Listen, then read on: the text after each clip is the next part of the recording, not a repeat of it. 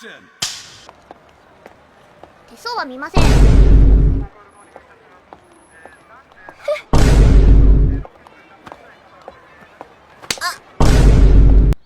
お、外国人だ。ほんと。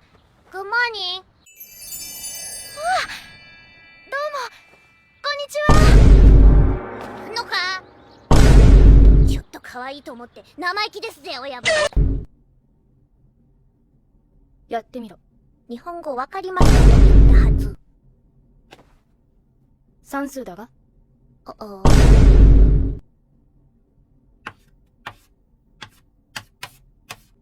れがアメリカンジョークです。輪投げだ。やろ。はいよ、1回100円。やーよやーしゃや